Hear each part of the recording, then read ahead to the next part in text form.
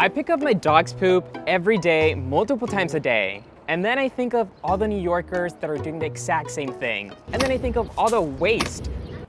So I wonder, is there a way that we could compost this or fix the issue? Wait, I think Lucy Biggers might have a solution to this. Hey Lucy. Hello? So I'm calling you with something random, but I'm just tired of throwing my dog's poop in the trash, and I was thinking, is there a way we could compost it? Oh my gosh, I love this question. How do we make dog poop less wasteful? I'm Lucy Biggers, and this is One Small Step. So Alejandro wants to know how to make his dog's less wasteful. Well, first, I need to know, how big is this dog poop waste issue in the first place? According to a national pet owner survey from 2018, there are 89.7 million dogs in the US.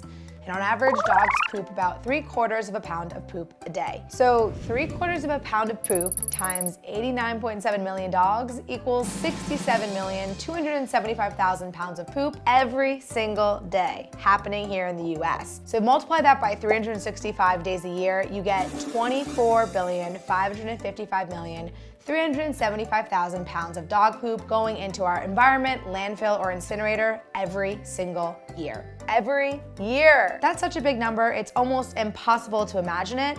So if you think about it on the individual level, dog owners are throwing out about 270 pounds of dog poop every year. In comparison, the average person in the US throws away about 70 pounds of clothing and textiles per year. So for dog owners, dog waste is almost 4 times larger than textile waste. And now you might be thinking, why do we care? Well, sending dog waste to landfill isn't just some harmless thing.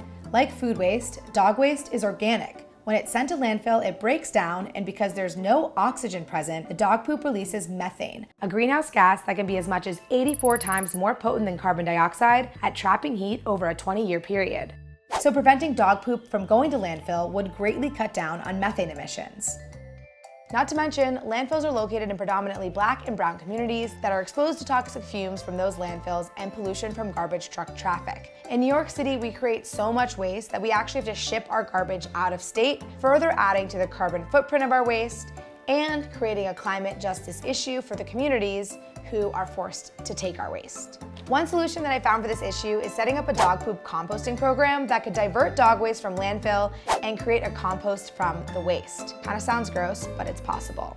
Unlike the landfill, composting dog waste produces minimal methane. Instead, the presence of oxygen, water, and microbes allows the waste to break down in a way that produces less carbon emissions, and the final product, compost, provides a host of other benefits, including returning nutrients to the soil, water retention, and decrease in chemical fertilizer use. Turns out there are only a few dog poop composting programs in the US, including poop collection at trails in Colorado and a community pickup program servicing the Pacific Northwest. But there's actually a small dog poop pilot composting program right here in New York City that launched in 2019, and I'm gonna head down there now, and I'm gonna have Alejandro meet me there, and we're gonna learn how dog poop composting could work. Alejandro, I'm so glad you're able to meet me here. I know. This is an awesome dog poop composting pilot program, and I've asked Ryan Torres from the BPCA, the Battery Park City Authority, who spearheaded this campaign, to come meet us here. She's gonna explain it to us how it works. I think that we might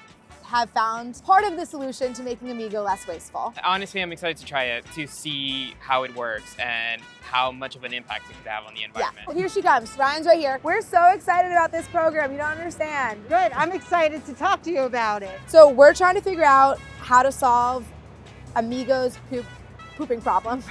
It's not just Amigo, by the way. Not to throw Amigo under the bus. Dogs. All dogs. We're sending so much dog waste to landfill. So the fact that you've started this dog waste composting program, I think it's so promising. Can you just give us some background on this program and what inspired you to start it? We assumed that we picked up about between 80 and 85 pounds of dog waste a day just in the dog runs. And we thought, you know, that's a lot of dog waste. That's a lot of plastic baggies. And that's a lot of weight going to the landfill. And we thought, you know, we do composting. We've been composting for a really long time. We have really talented people, and we thought we would try it out. Is it as convenient as just tossing your dog waste in the garbage? As a dog owner, I think that it is just as convenient, because typically when your dog, poops, you'll grab a plastic bag, you'll pick it up, and then you put it in the trash. So the concept is the same. When your dog poops, here we supply newspaper that you can just kind of rip off. You can use this to pick up the dog waste, and then you can just put it in here. Why newspaper instead of just the dog bags that everybody uses? Yeah. First off, plastic can't be composted, right? It doesn't break down and it doesn't turn into anything good.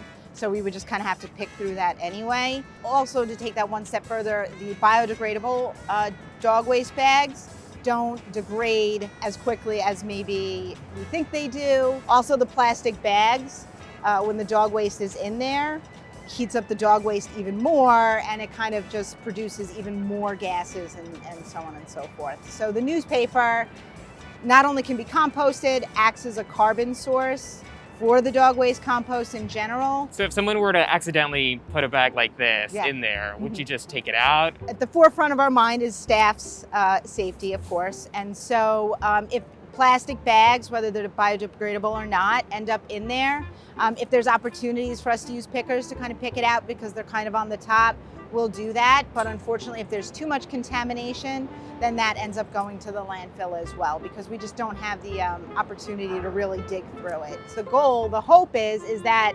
these are currently only in our dog runs right now in Battery Park City, but it would be really great if these could be throughout the 36 acres of open space in Battery Park City. I think this is very convenient when it's within reach, but for example, I live in Queens. How likely is it for a program like this to cross boroughs? We have an opportunity to do the trial and error, and so that we can make the mistakes, we can document the successes, and our hope is that anybody who wants to learn more about it, anybody who wants to do it, anybody who wants to try it, can come on down, talk to me or the team, and we're happy to help get that along, because it should be in all of New York City, all of the world, right? All the world should do a compost dog waste. Next, Ryan took us to where they process the poop after it's collected. Let's show Amigo where his poop goes. That's where your poop goes. After we add the dog waste that we collect, we then add a carbon source. So as you can see, this is a mixture of, just sticks and dried up stuff that we find in the garden. Sometimes in the wintertime, we collect all the Christmas trees of the residents and we chip those up. Add that in. We keep track of everything that we collect and where it's coming from in here. Here we have